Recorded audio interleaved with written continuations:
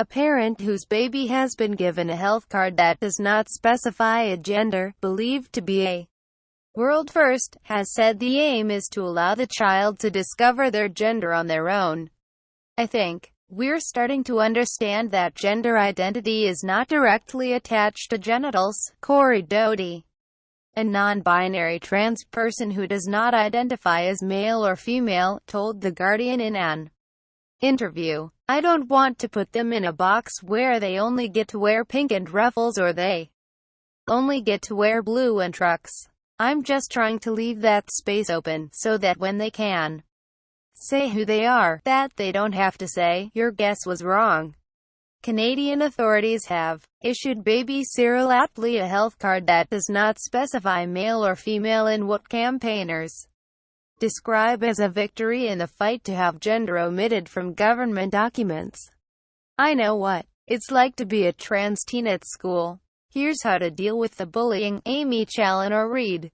More. But since giving birth to Cyril at a friend's home in November, Doty is still fighting to have the baby's gender kept off the birth certificate. The fight is part of a broader, years-long push.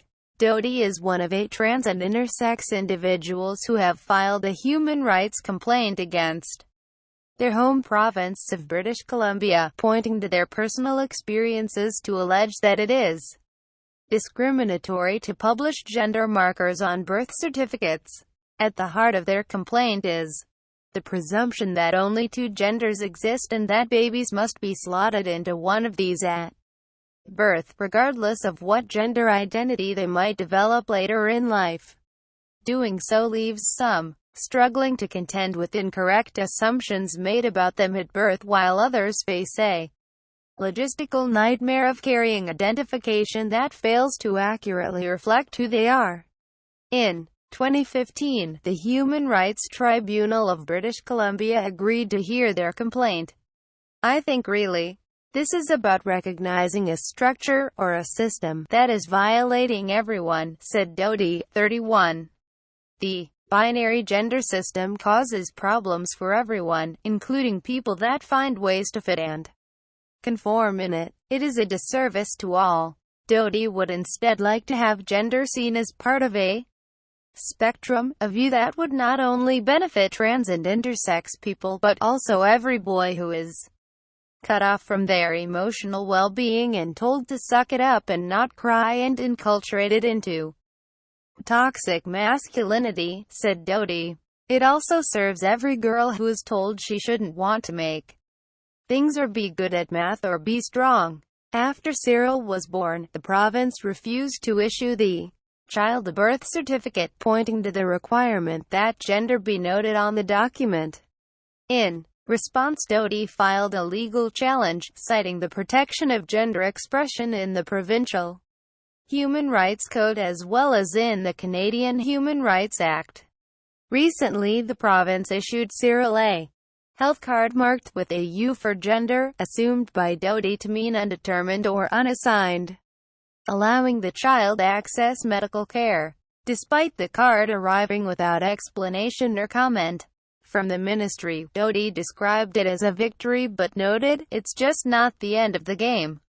Without a birth certificate, Cyril is listed as a non-citizen in the province's system. The court case is expected to be heard in late autumn, said Barbara Findlay, a human rights lawyer who chooses to spell her name without capital letters and is working with Doty on the court challenge. There used to be a reason to put sex on birth certificates. You used to need to know that because only men could vote, only men could own property, only men could sit in the Senate, and so on. Those days are long gone, said Findlay. And just as we used to have race on birth certificates but we don't any more, it's time to take sex off birth certificates and treat it like race, as a private matter. As Doty pushes forward with the case, the parent has heard from both supporters and detractors. I know that I'm being discussed in men's rights activist forums. I know that there are articles written about me and the way that my parenting practices are tantamount to abuse. But the cost of doing Nothing is too high, said Doty, pointing to polls that suggest as many as 40% of transgender people in the U.S. have attempted suicide at some point in their lives. I want to raise my kid in such a way that whatever their gender is, it doesn't have to give them angst. While the health card was a step forward, the ultimate goal is to have gender markers taken off all government documents, said Doty. We're talking about what is essentially a large-scale systemic change, not just in the way that offices that issue documents function, but also in the way that our culture understands who we are, to ourselves and to each other.